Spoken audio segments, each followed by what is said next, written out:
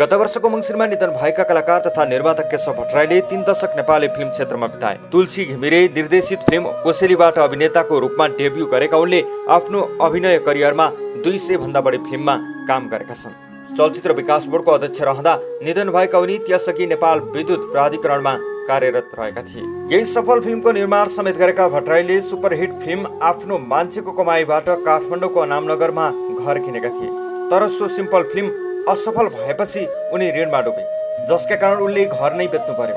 यसपछि उनी अनामनगरमै फ्ल्याट भाडामा लिएर बस्न थालेका थिए। अहिले उनकी श्रीमती र छोरा भाडाको कोठामा बस्दै आएका छन्। उनले परिवारका लागि भनेर सिनामङ्गलमा बैंकसँग लोन लिएर एउटा अपार्टमेन्ट किनेका थिए, तर त्यहाँ सर्न नपाउँदै उनी अस्ताए। उक्त अपार्टमेन्टको लोन तिर्ने उद्देश्यले चलचित्र विकास बोर्डका पूर्व अध्यक्ष राजकुमार राईको अध्यक्षतामा गठन भएको केशव भट्टराई परिवार सहयोग समितिले स्वर्गीय भट्टराईकी श्रीमती नीता भट्टराईलाई संकलित रकम हस्तान्तरण गरेका छ। बुधबार चलचित्र विकास बोर्डको सभाहालमा अमेरिका, अस्ट्रेलिया, बेल्जियम, दुबई लगायतका देशहरूमा नेपाली फिल्मकर्मीहरूले समिति बनाए पठाएको कुल 33,37,000 स्वर्गीय भट्टराईको परिवारलाई हस्तान्तरण गरिएको हो। कार्यक्रममा राजकुमार राई, दयाराम दाहाल र निरसाले केशव भट्टराईलाई सम्झिँदा स्वर्गीय भट्टराईकी श्रीमती नीता भावाहिल भएकी थिइन्। र माथि जाने बेलामा एउटा मात्रै कुरा लिएर जान्छौँ अरे, त्यो भनेको धर्म। धर्मानुगो गच्छति जीव एक। आफूले गरेको धर्म, आफूले गरेको कर्म, त्यसको प्रतिफल मात्रै हामी लिएर जान्छ। आज स्वर्गीय केशवजीले हामीलाई छोडेर जानुभएको लगभग 9 महिना बितिसकेको छ। आज हामी जुन कार्यक्रम गर्न गइरहेका छौँ, यो वास्तवमा 13 दिनको काम काज क्रियापछि नै यो कार्यक्रम हुनुपर्ने हो। तर विविध समस्याका कारण जुन हामीले लक्ष्य लिएर यो अभियान सुरु गरेका थियौँ, त्यो लक्ष्य प्राप्ति नभएका कारण विलम्ब हुँदै हुँदै गयो। बिचमा फेरि कोरोनाको महामारी यसरी मार्यो कि हामी थला पर्दै गयौँ। र जे जति भए पनि सहयोगी मनहरूले जे जति सहयोग गर्नुभएको छ त्यो पर्याप्त छैन। तथापि जे जति भएको छ आज त्यो रकम हामी हस्तान्तरण गर्ने क्रममा छौँ। यो भट्टराईजीको बारेमा मैले कुरा गर्न थालेँ भनेदेखि असाध्यै लामो समय मैले लिनुपर्ने हुन्छ। किनभनेदेखि यति अन्तरङ्ग सम्बन्ध स्थापना भयो उहाँसँग कि त्यसलाई जति पृथक पृथक अध्यायमा बाँडेर हेर्दा पनि त्यो एउटा फुल भल्युमको महाग्रन्थ बन्न जान्छ। समष्टिमा नेपाली चलचित्र उद्योगलाई असाध्य माया गर्ने र भित्र मनदेखिकै एउटा कलाकार जो सदैव कलाकारिताका लागि, चलचित्र कर्मका लागि जीवन सङ्कल्प गर्न चाहन्छ, त्यस्तो व्यक्तिका रूपमा मैले उहाँको जीवनभर पनि स्मरण गरेँ। जीवन पश्चात पनि म उहाँलाई त्यही रूपमा स्मरण गर्नेछु। यो क्रममा एउटा घटना चाहिँ तपाईहरुसँग सेयर गर्न उपयुक्त होला जस्तो मैले ठाने। यो जुन दुःखद घटना घट्यो, त्यो घटना हुनुभन्दा करिब 3.5-4 महिना अगाडि हामी भारतको बनारसमा एउटा अध्ययन भ्रमणका लागि गएका थियौँ। बनारस एउटा धार्मिक सहर पनि हो। धार्मिक सहर भएका कारणले गर्दाखेरि त्यहाँका आयोजकहरूले काशी विश्वनाथमा हामीलाई दर्शन गराउने र पूजा अर्चना पनि गर्ने एउटा कार्यक्रम राख्नु भएको रहेछ र हामी त्यो समारोहमा सरिक भयौँ। म यसै पनि कहिले पनि यो मोबाइलबाट फोटो खिच्ने, भिडियो खिच्ने खालको मान्छे होइन। म त्यस्तो अक्सर गर्दिनँ। तर त्यो दिन किन हो, त्यो ढुङ्गाको सैर गर्दा मैले झन्डै 7 मिनट 8 मिनट लामो एउटा भिडियो क्लिप खिचेँ र त्यो भिडियो क्लिपमा केशव भट्टराईजीले मलाई भन्नुभयो, राखौँ राजा राखौँ यो क्लिप, यो जिन्दगीभरको लागि काम लाग्छ।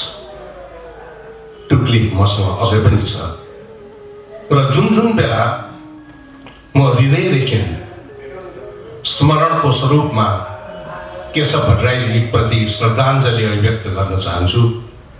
म त्यो भिडियो हेर्ने गर्दछु र त्यही भ्रमणमा उहाँले त्यो भ्रमणका हामी 4-5 जना सदस्य साथीहरूलाई एउटा सानो सानो उपहार दिनुभएको छ। कुनैमा लुम्बिनी कुदेको, कुनैमा पशुपतिनाथ कुदेको, विभिन्न धार्मिक स्थल, कुनैमा जनकपुर र जानकी मन्दिर कुदेको, विभिन्न धार्मिक पीठहरू कुदिएको सानो प्लेट दिनुभएको छ र उहाँले हामीलाई उपलब्ध गराउनु भएको जीवनको अन्तिम उपहार पनि त्यही नै साबित भयो। तर कथा त्यहाँसम्म गएर पनि टुङ्गिँदैन। मैले तपाईँहरूसँग सेयर गर्न खोजेको कुरा चाहिँ एक त म केशव भट्टराईजीको निधनलाई चलचित्र विकास बोर्डको अध्यक्षको निधनका रूपमा मात्र सीमित राख्न चाहन्न। किनभनेदेखि त्यो उहाँको व्यक्तित्वसँग गाँसिएर आएको दोस्रो प्राथमिकतामा पर्नुपर्ने परिचय मात्र हो। मूलत उहाँ कलाकार नै हो, चलचित्रकर्मी नै हो।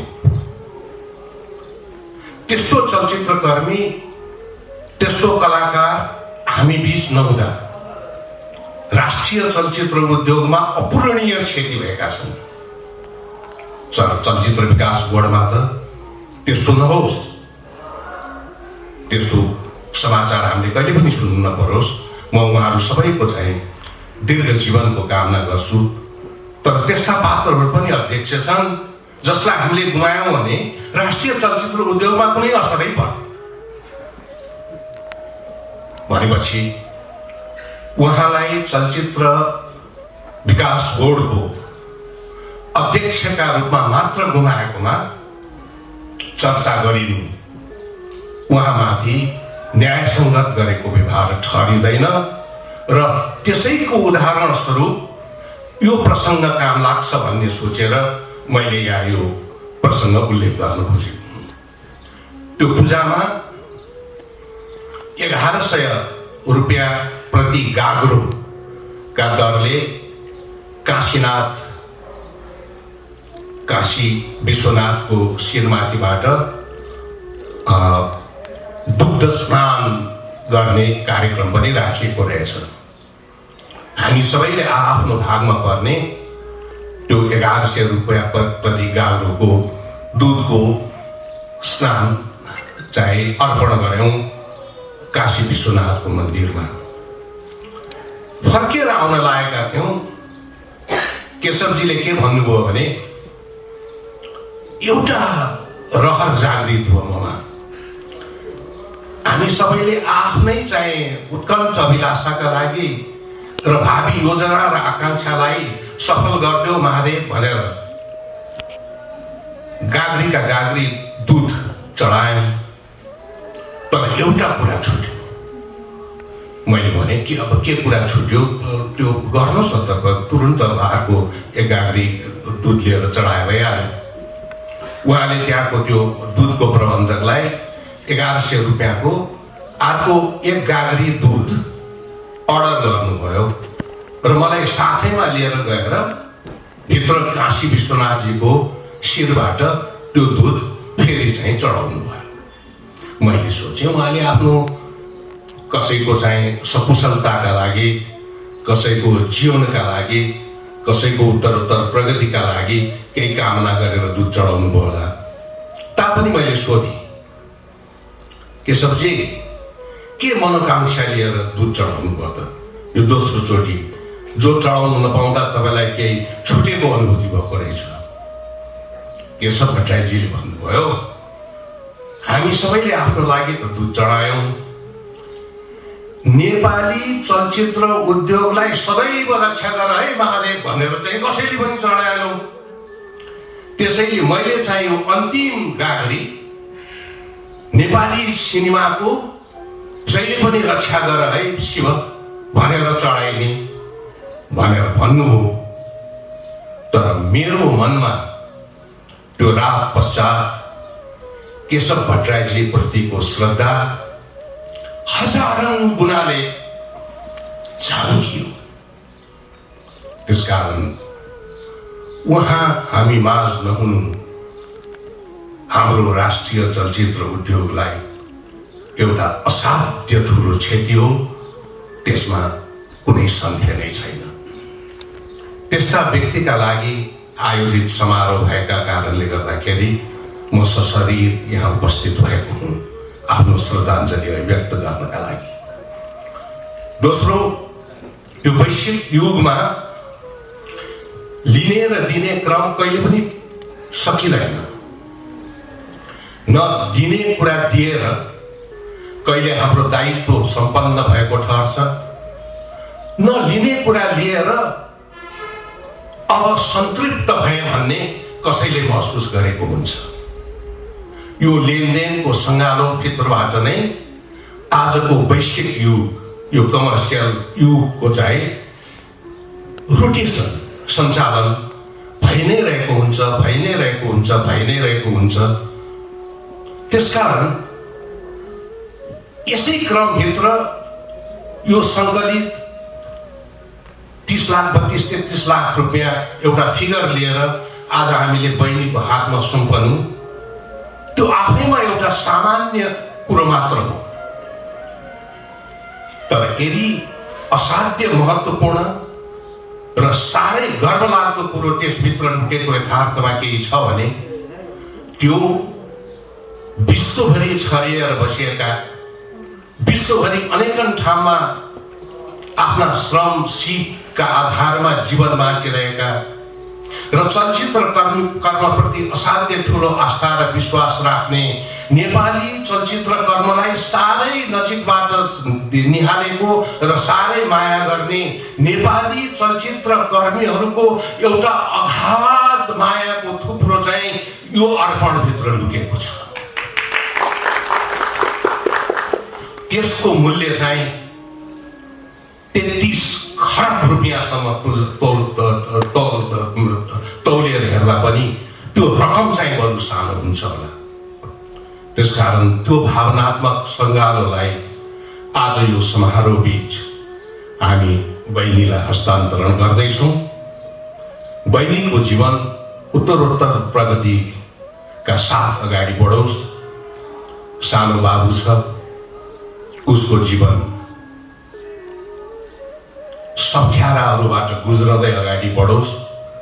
त्यसका लागि हाम्रो यो सङ्गालोको थुप्रो सहायक सिद्ध हुन सक्यो भनेदेखि हामीले आफ्ना थुप्रै सार्थक कदमहरूमध्ये अर्को एउटा कदम पनि थपेका छौँ भन्ने कुरामा हामी विश्वस्त हुन्छौँ। त यो अभियानमा संलग्न विशेष त यसका संयोजक राजकुमार राईजी असाध्य ठुलो धन्यवादको पात्र हुनुहुन्छ।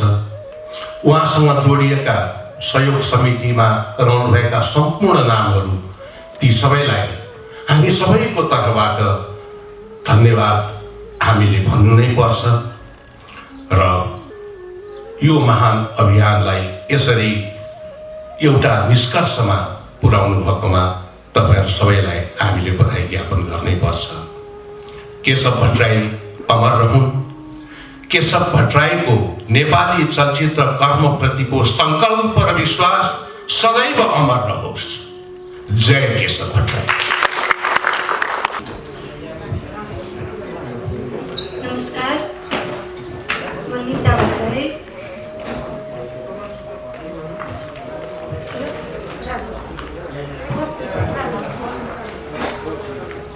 धन्यवाद संयोजकज्यू तथा यहाँ उपस्थित हुनुभएको प्रमुख अतिथिज्यूहरू, यहाँ मलाई सहयोग गर्ने सम्पूर्ण महानुभावहरूमा धन्यवाद छ। विदेशमा रहनुभएका